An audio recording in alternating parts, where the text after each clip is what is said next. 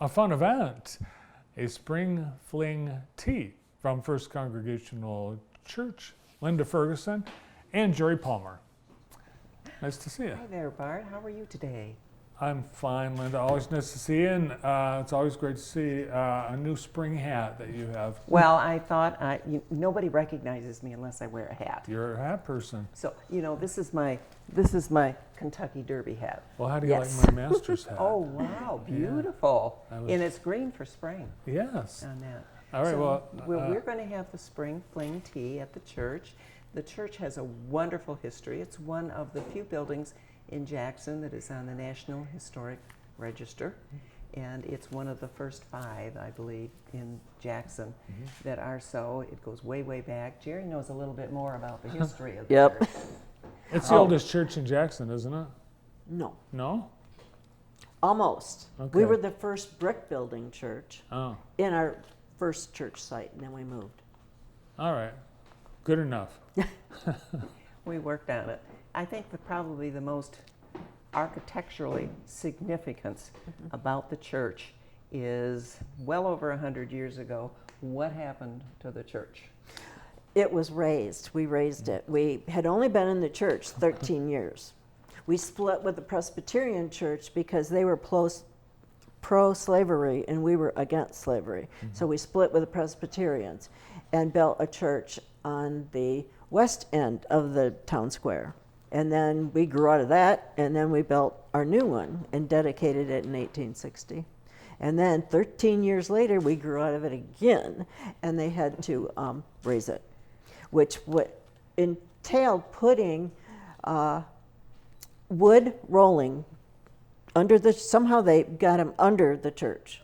And then they lifted it with horses. Horses drew it forward, and then they cranked it up and drew it. And Block and tackles. Yep. All the way around the Yep. perimeter Amazing. of the church.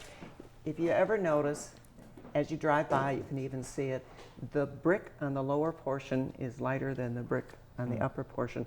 That's what used to sit on the ground. It's amazing. How did they do things? They couldn't do it today.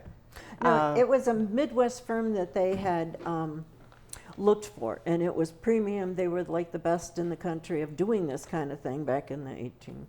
Well, good they did, because that gives us the room to have the spring Yes. fling tea. That's actually where it will be. It'll be in the fellowship hall, which was the original area, so it's nice hardwood floors. And we have handicap parking, which is our Pearl Street door. You can enter in either door. It's the 11th of May, coming right up, and it's a huge price of $17. It goes from 10:30 in the morning until 1 in the afternoon, and it's a light luncheon, and of course tea. We have a silent auction. We have some estate jewelry just for the fun of it, just to be more green than we are in our spring fling. And there are all kinds of opportunities for people. You can become a sponsor, a table sponsor for all of $22. You can, if you just want to donate money. The church is very, very active in the community, even housing a free luncheon every Tuesday for well over 300 people now. Isn't that correct, Jerry? Really? 300 people? Yes, yes. Wow. Now, you are known for going all out when it comes to spring teas. Do you decorate? Is there a theme or? There's no theme. However, one of the things that we pride ourselves on, and that is we gather hosts or hostesses, and every table of 6 is decorated by a different person. Whomever the host or hostess is of that particular table, they may use their grandmother's china, they may use paper plates if they want to, and may have it a picnic theme. They can do whatever they want to.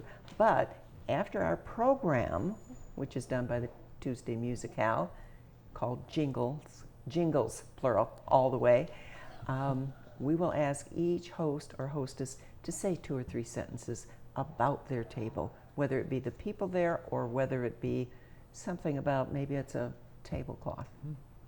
Now, would this be a good thing to bring, would it be a good mother-daughter event? Absolutely, Yes. absolutely. We just ask that the person, whomever they're bringing, whatever age, would have to be able to sit during the duration of the tea And in other words, babies, we can't tell. We love them, but we can't tell when they're going to be noisy. So that usually doesn't work. But anyone else, and as you know, Bart, some 6-year-olds are just great.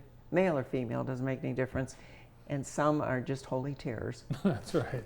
My grandson is 12 and he's coming, but he's been mature since he was 5, doing programs with Bart Palmer. All right. He's showbiz, raised Yes. in showbiz. And you want people to make their reservations ahead of time? Ahead of time, deadline is the 5th of May, so just a week before. And we've got room for everybody. Well, when I saw the flyer, I thought jingle all the way, but no, it's a play on word. It's jingles. Jingles. It is advertising jingles. Oh. And there's some audience participation, and it's just wonderful. The Tuesday Musicale does a great program.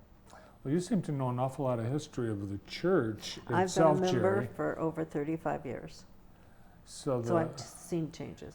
well, people are going to ask me after the show. They're going to say, "Well, if that's not the oldest church, what is? Is it St. John's?" You know, I'm not really sure. It might But be. we go back. We were the first brick church. Okay. Well, there you go. That's good enough. And our first, we used to be on the west side of the town square, and now we're on the north side. And was it We bought 2 city lots. And- 1830? What is the? We started the first in 1837 with the Presbyterians, which was very common back then for Presbyterians and Congregationalists to join together. But we split in the late 1830s because of slavery. Mm-hmm. We were Well- anti-slavery and they were pro. In fact, we've been part of the historic Underground Railroad in Jackson. Right. And there's a plaque outside of our church There's for a that. plaque right Yep. there of one of our historic Yep. locations. Linda Haas has written about the church Yes. because it has been, it is such a great part of Jackson. It is. And the Presbyterians eventually came around. Yep. So, Yes, they yes. did. Yes, they did. All things good in the end. Yes. Well, feeding 300 people every month at your, is it monthly? Weekly. Weekly. Oh my gosh, 300 Weekly. people Yes. at your lunch.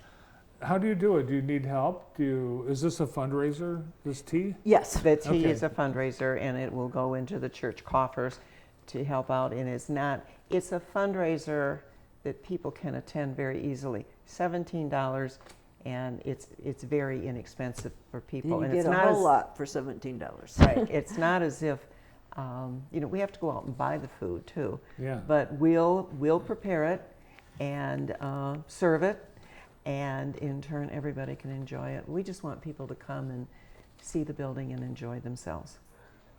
It sounds like a fun time. Thanks for putting it on, and thanks for coming in today. Well, you're welcome, and thank you for having us and allow us to share a little bit more about one of Jackson's landmarks. Glad to. Linda Ferguson and Jerry Palmer with First Congregational Church and the Spring Fling Tea. Well, that's it. Thanks to Linda and Jerry, all our guests with us on the show today. Oh, thank you. We really appreciate you spending your time with us. We know how valuable it is.